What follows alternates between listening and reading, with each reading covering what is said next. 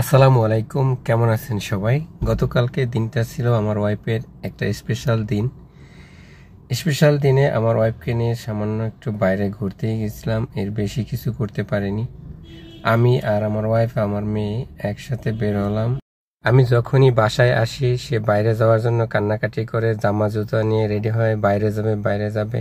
আমি তো সবসময় ওকে বাইরে নিয়ে যেতে পারি না, তো আজকে সে বাইরে যাওয়ার জন্য রেডি। ওর আম্মু আমাকে বলছিল আজকে আমি যা খাবো তুমি তাই খাওয়াবে। আমি বললাম আচ্ছা ঠিক আছে, তুমি চলো, আজকে যেহেতু তোমার একটা স্পেশাল দিন, তুমি আজকে যা খাবে তাই খাওয়াবো। ঠিক সেই কথা, বেশি দূরে যাইনি, বাসার কাছেই একটা ফুড কোর্টে, ওখানে গেলাম।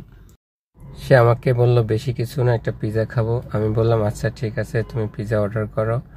পিৎজাটা দিল, কিন্তু পিৎজাটা একটু মজার ছিল না। আমার বাবুও খেতে পারেনি, ওর আম্মুও খেতে পারেনি।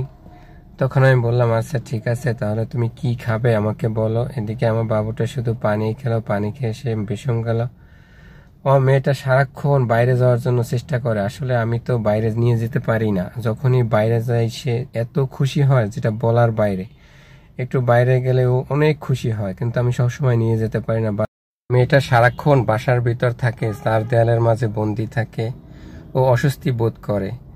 যখন একটু বাইরে যায় সে অনেক খুশি হয়, তাই ওকে নিচে ছেড়ে দিলাম। ও হাঁটাহাঁটি শুরু করলো, এদিকে ওদিকে দৌড়াদৌড়ি শুরু করলো। এদিকে ওর আম্মু, বাবু কিছুই খেতে পারেনি, বাবুর জন্য একটা ফ্রাইড রাইস অর্ডার করলো। আজকে একটা স্পেশাল দিনেও আমার ওয়াইফকে আমি কিছু দিতে পারিনি। আমার ওয়াইফেরও অতটা চাওয়া পাওয়া নাই, আমার সামর্থ্যের ভিতরেই থাকে, বেশি কিছু চাওয়া পাওয়ার নাই তার।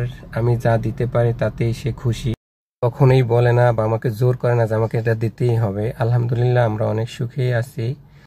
আপনারা সবাই আমাদের জন্য দোয়া করবেন, আমার ওয়াইফের জন্য দোয়া করবেন, আমরা যেন সুখে শান্তিতে বসবাস করতে পারি, একসাথে সারাটা জীবন কাটাতে পারি, সেই তৌফিক যেন আল্লাহ দান করেন। এদিকে ফ্রাইড রাইসটা দিয়ে গেল ওর আম্মুকে। আমি বললাম দেখো বাবু একটু খায় কিনা, বাবু তো কিছুই খায়নি। আমার মেয়ে সামান্য একটু রাইস খেলো, এক পিস শশা খেলো। ওর আম্মুকে বললাম তুমি খেয়ে ফেলো। ওর আম্মু ফ্রাইড রাইসটা খেয়ে নিল। আমরা খাওয়া দাওয়া শেষ করে আবার বাসার দিকে রওনা দিলাম। আজকের মতো ভিডিওটা এখানেই শেষ করলাম। আল্লাহ হাফেজ। আমাদের জন্য দোয়া করবেন, ভালো থাকবেন, সুস্থ থাকবেন।